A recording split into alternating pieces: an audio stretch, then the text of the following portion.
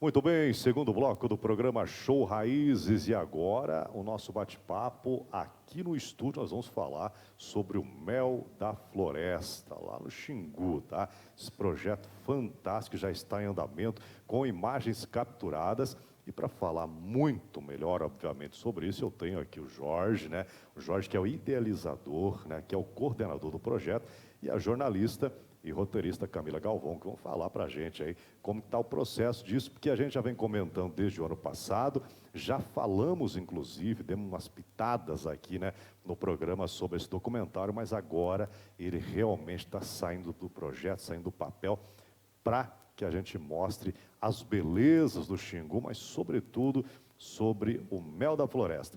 Primeiramente, Jorge, seja bem-vindo mais uma vez ao programa Show Raízes e principalmente, né, para falar de um assunto tão importante quanto esse, né? Emerson, é isso mesmo. Para nós foi um projeto fantástico. A gente pensou nisso, né, junto com o comandante Antônio, junto com a professora Clarice, na época, de um problema que eles tiveram, que houve lá uma aplicação de um defensivo agrícola e o vizinho achou que tinha ali matado as abelhas, aquilo, chamou a professora e viram que não era nada daquilo.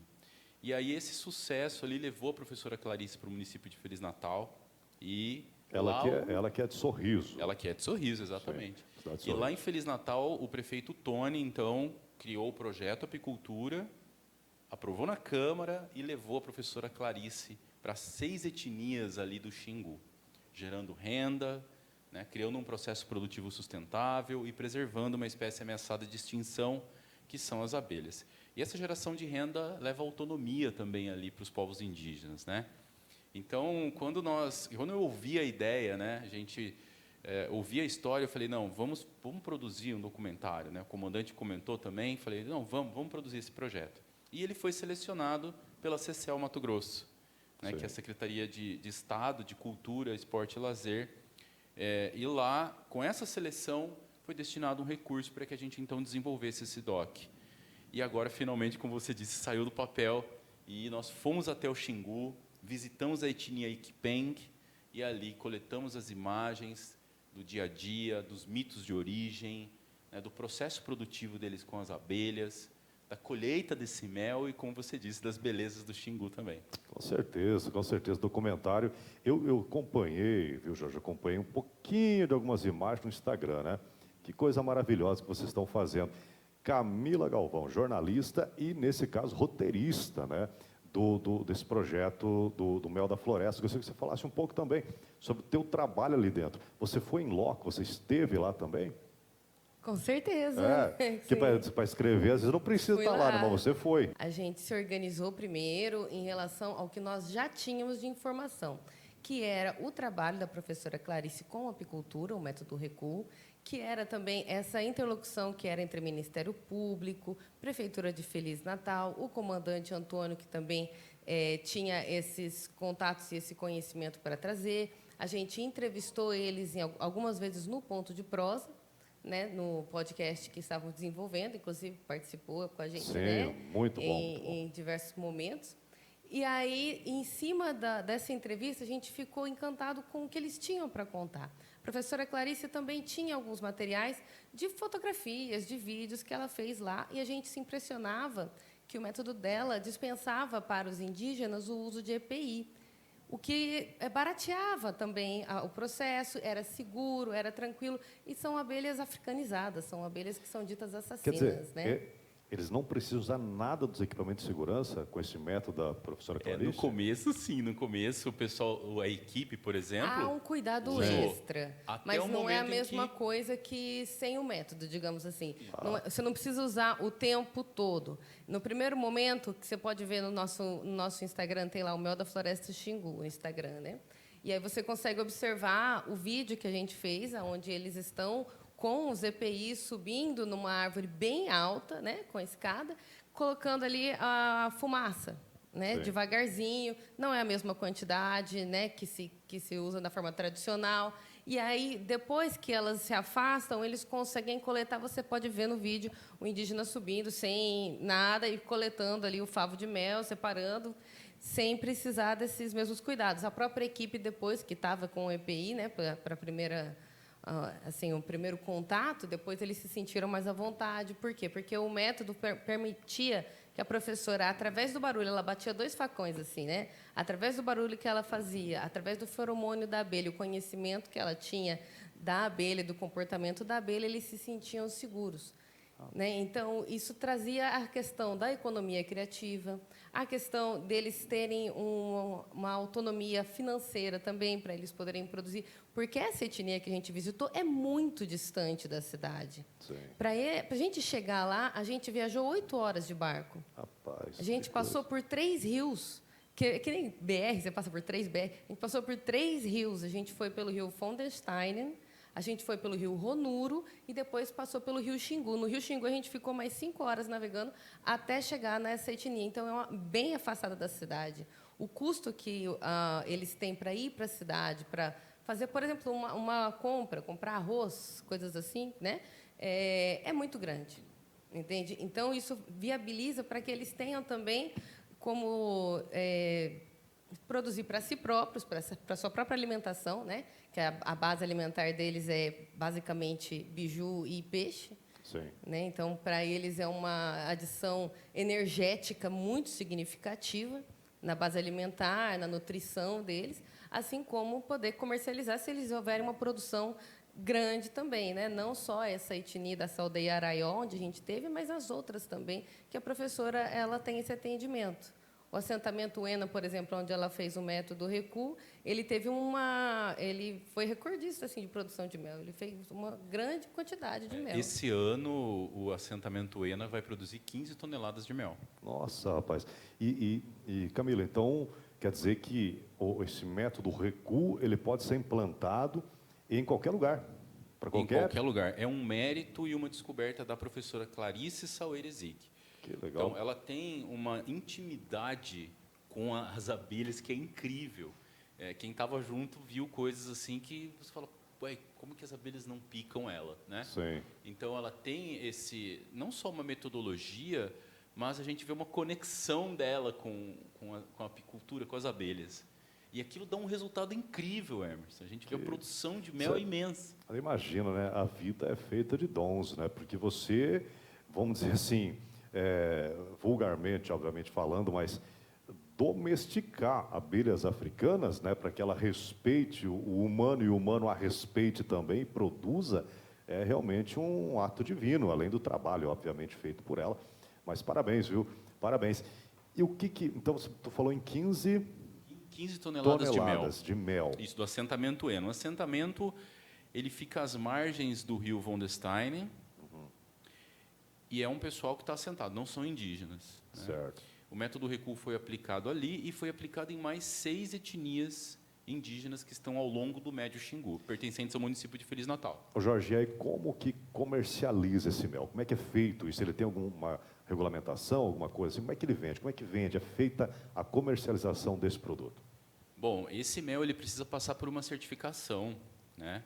E aí entram organismos públicos, né? Entram outros órgãos aí que fiscalizam e tal para que essa distribuição possa ser feita e a venda possa ser feita desde uma pequena escala, por exemplo, que vá vender num mercado municipal, por exemplo, até para uma grande rede, né? Sim. Que faça uma compra maior desse mel. Então, o processo ainda é incipiente, ele está iniciando, mas ele é muito promissor, né? Nós temos ali uma produção de mel orgânica. Então, ela de não altíssimo tem... valor agregado. De altíssimo né? valor agregado. Imagina, Então, mel orgânico. Exato, você consome ali um produto que, a gente sabe, o mel é natural, mas a florada é silvestre, por exemplo. Né? Então, vai pegar toda a flora que existe ali na região do Xingu, que é uma região rica, né, de grande diversidade. E isso, claro, para os povos que habitam aquilo ali, é uma forma de sustentar todo o modo de vida que eles têm também e fazer com que aquele espaço seja valorizado para eles e que não necessitem, às vezes, ir para a cidade ou ter que ficar num relacionamento de pedido, né, do poder público, ajuda, empresa nos ajuda. Então, essa autonomia é o que se busca a partir dessa produção. Mais do que o produto em si, mais do que a questão, altíssimo valor agregado, vai ter muito lucro, mais do que a questão do lucro, é que é um manejo que ele não atinge a floresta, você não precisa desmatar para fazer isso. Eles podem fazer esse manejo tranquilamente nas aldeias. Eles têm um método em que eles conseguem cuidar dessas colmeias, dessas caixas de abelhas, sem precisar que tenha a professora ali o tempo todo, né? Ela vai ensinando, e aí eles vão fazendo esse método e conseguem lidar com a caixa de abelha. Eles ganham essa autonomia e também preserva a cultura deles, porque a gente esteve lá, uma das nossas maiores preocupações era não invadir, no sentido de, sem querer ofender, sem querer pisar na cultura. Há uma preocupação, desde o início, de choque cultural. Sim. Né? Toda a equipe se conversou e dialogou muito sobre como é que a gente ia fazer para que não ofendêssemos, para que não fizéssemos nada de errado, porque nós não tínhamos um conhecimento aprofundado sobre os seus costumes. Eles têm ali uma vida bem do estilo deles, na cultura deles. Eles acordam pela manhã, fazem o biju, vão caçar, né, vivem ali de coleta, de pesca, né, da mandioca, da roça de mandioca. É um estilo de vida muito diferente do que a gente entende. O idioma deles é outro, né? A realidade é outra. Eu ia perguntar, e vocês conseguiram se comunicar bem e foram bem tratados ali? Sim, com certeza. A gente foi muito bem tratado, muito bem né? tratado. Nos receberam bem. Nós somos acolhidos, Emerson. Quando nós chegamos, o cacique, ele nos acolheu. Ele já nos deu estava espaço, aguardando, já sabia, estava né? nos esperando. Sim. Tanto é que, para você poder visitar uma aldeia indígena e ter um projeto aprovado no Estado, por exemplo, precisa da autorização da liderança, que, por vezes, precisa também de uma comunicação com a FUNAI. Então, não é só chegar lá e... Não, precisa dessa autorização por escrito. E nesse caso da língua, né, vocês têm um intérprete lá ou você consegue entender? Eles de falam fato? Eles pouco falam português. Mas eles pouco. falam, inclusive, para você ter noção assim da realidade como é diferente, eu perguntei para uma das indígenas: você não tem vontade de conhecer outros lugares, de passear? Ela: sim, eu já passei por todas essas aldeias aqui, ó. Todas as aldeias que tem aqui eu já conheci, e são vários idiomas, cada aldeia é um idioma. Quer dizer, é o mundo deles. É o mundo outra deles. realidade. Ali é o mundo deles. A etnia Ikipeng, ela fala o idioma Caribe. O idioma Caribe está em extinção, tem aproximadamente 600 indivíduos falantes desse idioma. Perdendo esse idioma, você perde um conhecimento, uma riqueza cultural imensa. Imagina. Eles têm lá um livro no idioma, a gente até publicou, você pode achar no nosso site, meldafloresta.com. A gente até publicou eles falando um pouco do idioma, né, para poder ouvir. É uma linguagem muito sonora, muito bonita. E aí eles estudam. Uma outra aldeia que a gente visitou, a aldeia Steinem, por exemplo, eles têm a etnia Trumai. A etnia Trumai fala o idioma Trumai também, que eles não encontram raiz linguística e tem aproximadamente 30 indivíduos falantes do idioma. Rapaz, Então, é um idioma em extinção totalmente. o Camila, você aprendeu alguma palavra lá? Sim. Qual que você aprendeu? Eu aprendi no Caribe, né? No Trumai eu não memorizei, a gente até gravei, mas no Caribe eu aprendi, por exemplo, bom dia, é moranquê. Moranquê. Bom dia, moranquê. Aí você vai responder, você vai falar moranquelê. Moranquerê. Moranquelê. A moranquelê. Moranquelê. Então, se eu for lá... aprendi a contar também. Demorei essa para contar. É nanê, arac, eriwampê. 1, 2, 3. O arac, eriwampê eu demorei para decorar. Ô, Jorge, eu olhando para você, eu acho que você não conseguiu decorar nada. Você aprendeu alguma coisa da língua? Eu sabia. Eu também não ia aprender nada. Essa foi a primeira coisa que a gente conseguiu, que eu consegui aprender, que foi o moranquê, que é bom dia, né? Moranquê. Bom dia, porque também tem o significado de saudação. Sim. Né? Tipo, tudo bem? E aí eu respondo moranquelê. Moranquelê, que tá tudo bem, dá tudo certo. Que legal, que legal. É isso aí. Bom, gente, nós estamos aqui no estúdio com o Jorge e com a Camila falando sobre o documentário O Mel da Floresta, realizado lá no Xingu. E a gente volta já já a falar sobre isso. Mas antes eu quero ir lá para Santa Catarina, lá em Itapema. Olha só, se você quiser adquirir um apartamento, né, no litoral de Itapema, litoral catarinense, você sabe que ali é o metro quadrado mais caro do Brasil, um dos mais caros do mundo, e você pode adquirir lá o seu apartamento, tanto na planta, quanto você pode ter a chave em mãos através da Artecom Empreendimentos. Mandar um abraço ao Gabriel, os amigos da Artecom, o pessoal da 3M também, o Marcos, o Conrado, o Fernando.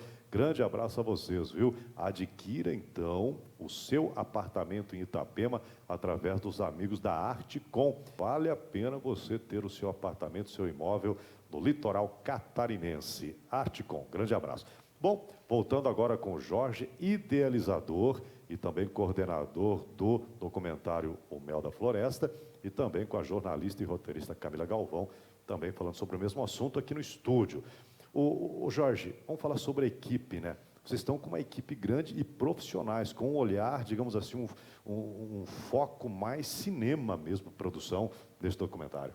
É isso mesmo, Emerson. Isso é importante comentar, né? É uma equipe de cinema, é uma equipe que trabalha com o cinema.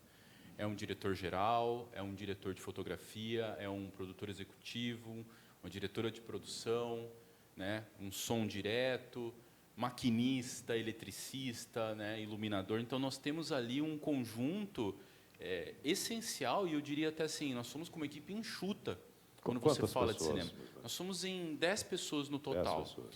Então, quero até citar os nomes aqui, claro. O nosso diretor-geral, o Leonardo Santana, né, o diretor de fotografia, o Kelvin Queiroz, o produtor executivo, Paulo Traven, a diretora de produção, a Júlia Costa, né, aí teve também o Éder, o André, teve o Vini, que foi o Photosteel, nosso making-off. Então, foi uma equipe assim, não só bastante qualificada, porque isso é fundamental. Quando um projeto passa por uma submissão, né, de um pessoal da cultura do Estado, esse pessoal avalia os currículos. Claro. Então, a aprovação do projeto também depende do nível de qualificação dos profissionais, né? Não adianta a gente submeter um projeto e falar assim, eu filmei algumas coisas aqui e eu posso fazer um filme. Então, não é assim que funciona. É importante que exista essa qualificação e uma experiência dentro do cinema para que o resultado que nós buscamos ele seja alcançado, que não é uma reportagem, né? Não é uma equipe de jornalismo que foi lá fazer isso, é uma equipe de cinema. Imagine quantas pessoas e de vários níveis, digamos, níveis intelectuais, em todos os sentidos, vão assistir isso. Então, ela precisa entender realmente o que está passando lá. Então, a equipe qualificada. E qual é, nesse sentido, Jorge, a participação da Prefeitura de Feliz Natal? Eu sei que o prefeito Tony sempre apoiou esse projeto, desde o ano passado, como eu disse, eles vem falando sobre isso. Mas qual é a real participação da Prefeitura de Feliz Natal no Mato Grosso sobre esse projeto? Que bom que você comentou isso, porque o prefeito Tony, desde o início, ele foi parceiro. Ele nos recebeu, ele nos acolheu na cidade, ele disponibilizou para nós a logística de tudo isso, desde a alimentação, a ida até a aldeia, que não é algo simples, como a Camila comentou, são 8 horas de barco, né, Camila? Então, você imagina isso em combustível, ida e volta. Sim, com certeza. Né? Então, aos olhos é bom de ver, né? Exato. Mas gasta, né? Tem um custo. Mas aí não é somente isso, porque isso para nós foi um suporte fundamental para que nós realizássemos, né? E está na pessoa do prefeito Tony do Biela de Feliz Natal. Mas principalmente, Grisa, porque ele colocou o projeto Apicultura, ele criou esse projeto e submeteu à votação na Câmara de Feliz Natal. Né? E aí o presidente Monelzinho colocou em pauta, foi votado, foi aprovado. E somente assim a prefeitura pôde desenvolver esse projeto de apicultura no Médio Xingu com as etnias indígenas. Então, isso foi o primeiro passo, e ele foi dado por um gestor público, que no caso é o Tony. Que legal. Então, se ele não tivesse feito isso, não existiria projeto apicultura. Sim. Não existiriam esses indígenas fazendo isso naquela região. Então, o nosso agradecimento ele está em todos os sentidos, sabe? A gente também teve um apoio muito importante do agronegócio, das empresas do agronegócio, de tecnologia, de biotecnologia, que foi a Bioqualitar, que nos apoiou desde o início, desde que a gente foi aprovado, desde que eles ouviram falar na nossa ideia, que parecia uma coisa tão distante, que parecia assim, né? Nossa, olha só o que eles vão fazer, será que vai rolar? Não, eles apostaram desde o início. Sem eles, a gente não teria conseguido fazer muitas coisas nessa fase principal de pré-produção. Porque as pessoas pensam que a coisa começa no dia que você começa a gravar. Não é verdade. bem antes, Todo esse trabalho, o roteiro, a pesquisa que a gente precisou fazer para organizar o roteiro, todas as reuniões, toda a Captação logística de recursos. voltar. A Bioqualitar levou a gente, sabe, disponibilizou um carro, um dos seus colaboradores para ir com a gente, levou, foi até lá, Feliz Natal, depois nos buscou também, levou de volta sem ele, porque a gente não tinha como colocar toda aquela equipe e equipamento no ônibus, por Sim, exemplo. claro. A prefeitura, ou até aqui, para o pessoal aqui de Lucas, né? Porque nós somos de Lucas e a gente valoriza também a produção cultural de Lucas do Rio Verde, como nós, como luverdenses, né?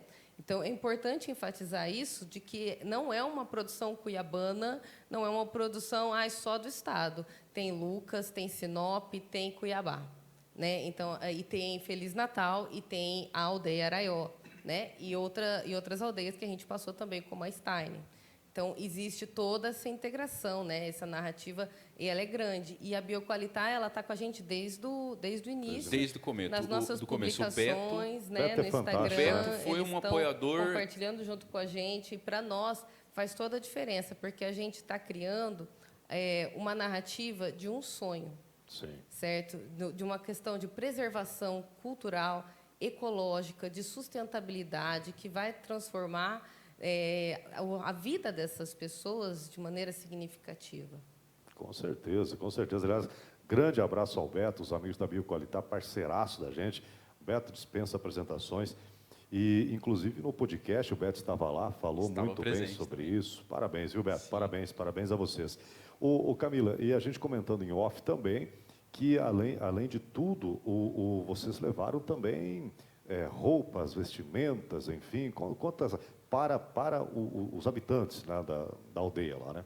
A gente pôde contar com a grata ajuda da Seixonoye. Eles fizeram uma doação grande de roupas, né, para o pessoal lá da aldeia. Então, ajudou para caramba. Eles gostaram muito, eles agradeceram, né, tanto o cacique quanto a Remiru, sua esposa, né, porque, para eles, eles não saem para ir atrás disso, né? Não dá para ir ali na loja comprar um vestido, Sim. digamos assim, uma calça, uma blusa de frio, né? Então, faz toda a diferença esse tipo de doação. E a gente enfatiza, para quem quiser fazer alguma doação, por exemplo, as crianças estavam comentando como elas gostavam de boneca, de brinquedo, bola, né? Poxa vida, se vocês tiverem interesse em doar, em ajudar, seja de forma financeira, seja com brinquedos, cesta básica, roupas, todo tipo de doação é muito bem-vindo, não apenas para a aldeia Araió, mas todas essas aldeias elas têm essa demanda, Sim. entende? Que não descaracteriza de maneira alguma a cultura e a tradição deles.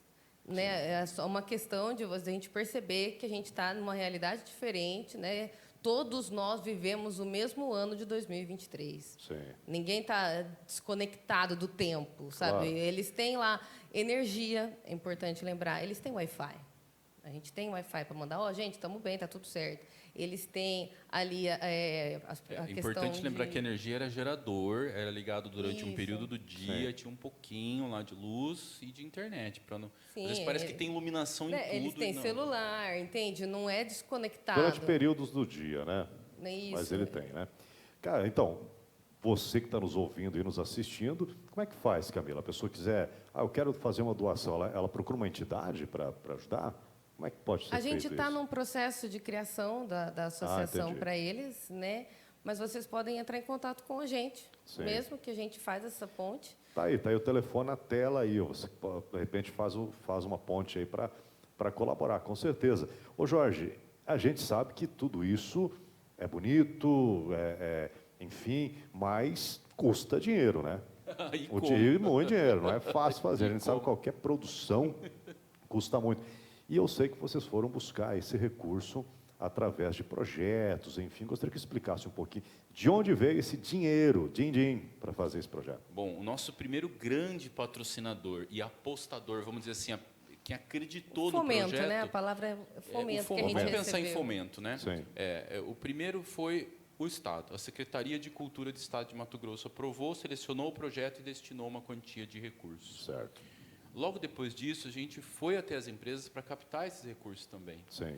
A ideia de sustentabilidade, de preservação de meio ambiente, de uma espécie ameaçada de extinção, de autonomia dos povos indígenas, ela cai muito bem dentro das empresas que hoje buscam também não só avançar em relação a esses processos, né, de produção que seja certificada ambientalmente, Certo. que possa vender para o exterior com todos esses certificados e também associando a sua marca com esse tipo de projeto, que é um projeto que mantém a floresta de pé, gera renda, né, como eu disse, está no Causas, início. né? São causas né? sociais, Então, causas as empresas culturais. que se interessam por associar a sua marca com a sustentabilidade e o meio ambiente têm nesse projeto uma grande escolha, uma excelente escolha. E aí nós fomos até lá. Quero até agradecer, além do Beto, da Bioqualitar, agradecer a Reolon Seguros, Certo. né, que nos apoiou, fez o seguro de toda a equipe, para que a gente pudesse ir, voltar, né, Sim. estando Houveram todos momentos que eu segurados. pensei, ainda bem que a gente fez seguro. Fez seguro, opa. Se não fosse a Oito Reolon, horas a de gente não barco. teria feito. Então, é Sim, um parceiro sim, nosso. claro. Sim, foi excelente. foi muito Eles bom. são muito ágeis, a gente fez o contato, logo no dia seguinte já estava pronto. Então, é algo que a gente tem que falar, porque são pessoas que se dispuseram de imediato. Com certeza. Né? O Léo, da churrascaria Marcons, também, né, que fez o almoço da equipe. E, dessa forma, Gris, a gente unindo essas empresas, né, unindo esses parceiros, a gente fez com que o DOC pudesse ter um pouco mais de robustez, que ele fosse um pouco mais robusto. Claro. Né? O Clécio, da Africano Caça e Pesca, também nos Sim, auxiliou, também auxiliou. teve essa participação. Então, todos eles vão no nosso site, vão na abertura do nosso DOC. Documentário. né? Ô, Jorge, eu sei que tem bastante empresários, principalmente do agro, nos acompanhando. Ainda pode, ainda tem jeito de participar, de ser um patrocinador, de ter a sua marca atrelada a um projeto tão bem organizado como esse? Sim, ainda é possível, Grisa, porque nós fizemos a pré-produção, a produção, que foi essa que nós fizemos lá no Xingu, e agora a parte relacionada à pós-produção, nós podemos inserir essas marcas. É importante que a empresa saiba exatamente o que ela está investindo.